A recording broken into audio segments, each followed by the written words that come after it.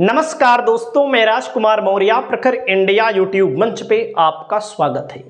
बहुत बड़ी खबर आ चुकी है उत्तर प्रदेश से, भारतीय जनता पार्टी से, एनडीए से। उत्तर प्रदेश की 9 विधानसभा सीटों पर उपचुनाव होने जा रहा है। 13 नवंबर को वोटिंग होगी और नतीजे आएंगे 23 नवंबर को। भारतीय जनता पार्टी की सहयोगी पार्टी है निषाद पार्टी, जिसके राष्ट्रीय अध्यक्ष हैं संजय निषाद। वर्तमान में मंत्री भी हैं। वर्तमान में इनकी स्थिति भारतीय जनता पार्टी के अंदर मजबूत बताई जाती है। लेकिन जब 9 सीटों पर उपचुनाव हो रहा है तो 2 ऐसी सीटें जहां पर 2022 के चुनाव में संजय निषाद की पार्टी निषाद पार्टी लड़ी थी। एक मिर्जापुर की मझवा सीट, वहां पर अच्छे वोटों के अंतराल से चुनाव जीते थे इनके विधायक, और इनके विधायक को बीजेपी ने टिकट दिया और वो भदोई के सांसद बन गए, विनोद बिंद जी। अब दूसरी सीट है कटहरी, जहां से लालजी वर्मा विधायक थे, अब ये सांसद बन चुके हैं समाजवादी पार्टी के। लेकिन उस सीट पर दूसरे नंबर पर इनकी पार्टी थी जो 7,500 वोटों से हार गई थी।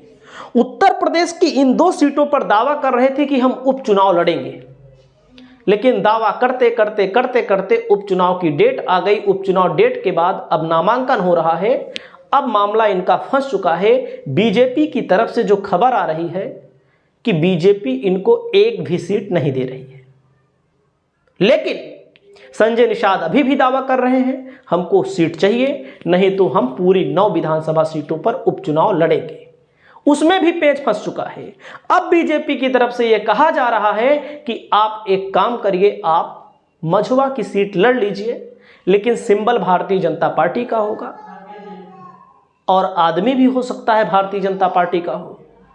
तो अब संजय निषाद यहां पर फंसते हुए नजर आ रहे हैं, और संजय निषाद को मनाने के लिए ब्रजेश पाठक को जिम्मेदारी दी गई है, और वहीं पर ब्रजेश पाठक के साथ साथ केशव प्रसाद मौर्य को जिम्मेदारी दी गई है। और आप देख सकते हैं, नई खबर आ चुकी है, निषाद पार्टी का ऐलान, सिंबल और सीट नहीं मिली तो उपचुनाव से किनारा कर लेंगे। अगर सिंबल नहीं मिलता, इनको दावा कर रहे हैं, किनारा करते हैं कि नहीं करते हैं, कि लास्ट में मान जाते हैं, ये तो आने वाला वक्त बताएगा। लेकिन दावा कर रहे हैं सिंबल अगर नहीं मिला, सिंबल भी इनको चाहिए। और बिल्कुल सही बात है, कम से कम इनको मझवा की सीट तो चाहिए ही, क्योंकि वहां पर इनके जीते हुए विधायक थे। कम से कम इतना तो चाहिए, और सीट भी चाहिए, जो इनको मिलता हुआ नहीं दिखाई दे रहा है। उसके बाद देख सकते हैं पार्टी की कोर कमेटी की बैठक में फैसला, संजय निषाद दिल्ली रवाना। दिल्ली का मतलब योगी से इनकी नहीं बनती, लोग कहते हैं। योगी से ना तो केशव प्रसाद मौर्य की बनती है, लोग कहते हैं, ना तो ओम प्रकाश राजभर की बनती है, ना तो अनुप्रिया पटेल की बनती है। सारा मामला सेटिंग होता है अमित शाह के दरवाजे पर, अमित शाह के घर पर।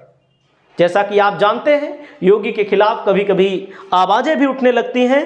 तो उत्तर प्रदेश से जो ये खबर है, ओम प्रकाश राजभर, उनको तो एक भी सीट मिलनी नहीं है वैसे भी, क्योंकि ना तो उनके विधायक थे वहां पर जहां से लोकसभा का चुनाव जीता गया। अनुप्रिया पटेल को भी नहीं मिलनी है। हालांकि अनुप्रिया पटेल की तरफ से भी दावा किया जा रहा था कि हमको फूलपुर की सीट दे दी जाए, लेकिन बीजेपी नहीं दे रही है। असल मामला यह है कि बीजेपी ने सबको परख लिया। बीजेपी को जो झटका लगा है 2024 के इस चुनाव में, इनके बेटे चुनाव हारे संत कबीर नगर से, इनके बेटे चुनाव हारे, 1 सीट बीजेपी की कम हुई। और ओम प्रकाश राजभर के बेटे चुनाव हारे, 2 सीट बीजेपी की और कम हो गई। अनुप्रिया पटेल की 2 सांसद होते थे, राबर्टसनगंज और मिर्जापुर से कैसे भी लाज बची, 37,000 वोटों से अनुप्रिया पटेल जी चुनाव जीती। और अब की तो हालत उनकी पार्टी की बेहद खराब होती नजर आ रही है, अगर आप उस लेवल पर देखेंगे तो लोकसभा के चुनाव के मद्देनजर। बाकी आगे क्या होगा, आने वाला वक्त बताएगा। लेकिन आप समझ सकते हैं कि इन लोगों को भारतीय जनता पार्टी अब ज्यादा भाव नहीं दे रही है। तो एक तरह से भारतीय जनता पार्टी के सहयोगियों के लिए झटका है। आने वाले समय में जब आप देखेंगे 2027 का चुनाव होगा, ये लोग मन के मुताबिक सीट नहीं मांग पाएंगे, मन के मुताबिक सीट नहीं मांग पाएंगे। अब जितना पहले मांग लेते थे मिल जाता था, या ज़्यादा मांगते थे तो कम मिलता था।